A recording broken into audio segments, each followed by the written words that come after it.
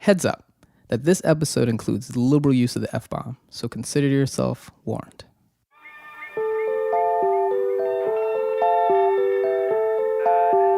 It's the TMI Project Podcast, a series of stories about the too much information part of ourselves we usually leave out because we're too ashamed or embarrassed. I'm your host, Micah. This is Season 1. Tragedy plus time equals comedy. Dusty Lynn Childers grew up in Gaffney, South Carolina, just like Francis Underwood, the unscrupulous Southern politician from House of Cards. As a kid, young Dusty felt pressure to fit in, and that meant assuming a masculine persona that didn't quite ring true. Dusty's story is about the day his straight-talking mother, who he calls a rainbow-dipped witch, called him out on it. When we met Dusty through our partnership with the national LGBTQ suicide prevention organization, the Trevor Project, in which 10 storytellers from around the country convened in New York City for a marathon week of TMI Project storytelling workshops, culminating in a live performance, Lifelines, Queer Stories of Survival, at the Signature Theater off Broadway. I spent a great deal of my life fighting for credit in the straight world, and although I know time spent can't be redeemed, I wish that I had not wasted so many years begging for validation. My journey to queer was fraught with anorexia, nair, and plaid.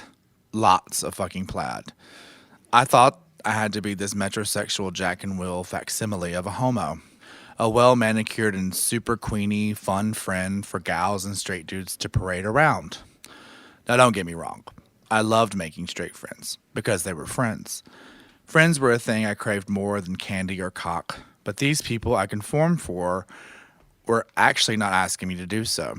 A lot of them have stuck around and are obsessed and astonished by queer me. I see the journey unfold in reverse on my Facebook memories. The slow turning out of my now self-proclaimed iconic persona. But there's one memory, too old to be recovered by social media reminders and too strong to ever forget. The time I was butch for a day. It's 1996 and I'm 12 years old, standing in the floral section of Painters, a local mega shop for all things silk flowers located in Gaffney, South Carolina. This is a place a floral designer goes to acquire one of those huge styrofoam Bibles that eventually get covered in carnations and placed on graves. That's why I lovingly refer to them as death flowers and absolutely shudder when they're in a mixed bouquet given to me. My mother, who is the reason we are here, is an amateur floral designer. If we weren't so hand-to-mouth, she'd have her own shop, Vanessa's Floral Studio. I fantasize about buying her that shop someday when I make it big. Today we're prepping for Easter. She has finally gotten the cheap sons of bitches at Blue Branch Baptist Church to come off some money to really allow her designs to blossom. She has a vision. A communion table tableau with 3 huge foam crosses and enough flowers and enough colors to send shockwaves through our congregation. The problem is, I don't want to be here. You see, I've decided to dedicate myself to being butch, a last-ditch effort to save myself from my own elimination. I hold my hands down when I talk. No more wild and rampant gesticulations. I talk slower and deeper, real manly, like I see the other boys who aren't ceaselessly harassed do. That's the ticket. Be like the other boys. The boys who don't have to meticulously plan their outfits. I'll wear all Nike. Thank God they sell a generous 2X as my brand to appear sporty and current, though I have absolutely no aptitude for anything involving movement. Well, except ribbon dancing. I'll be more like the boys who don't have to continuously practice saying the word no when being asked if they are gay, so as not to sound as gay as possible. The boys who don't chug from a bottle of Pepto-Bismol every day before school to avoid stress-induced diarrhea. Boys who don't have to worry if they'll make it out alive of the porcelain hell that is the bathroom with no locks on the doors. Taking a cue from my actress obsessions, I insist that I will go method with this macho charade. All day, every day. Macho realness. Unclockable.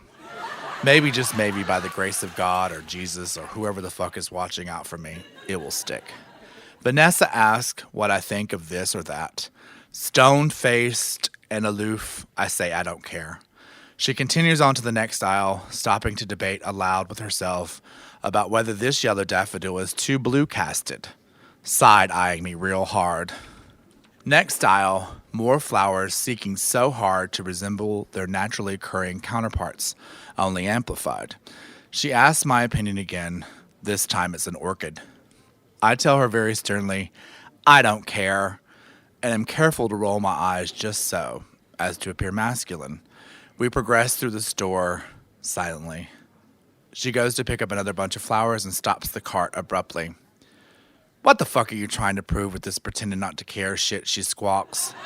She stares up at me so hard, my third eye is burned by her brilliantly eyeshadowed lid, which matches her oversized, diaphanous tunic, and her socks, and her earrings, her talon-like acrylics, and her salmon Libby bow-toed flats. We're big folks, and she always says when you got a lot of space to merchandise, you better make the most of it. But keep it cohesive. I still don't respond. I stand, feet as wide as my shoulders, hands in pocket, scowling, manly. I know this isn't going to work with her. This is the rainbow-dipped witch who conjured me up in utero to be her confidant, her gal Friday, her partner in crime. She's hip to any tricks I try to pull, no matter how expertly executed. I look at the buggy heaping with Easter.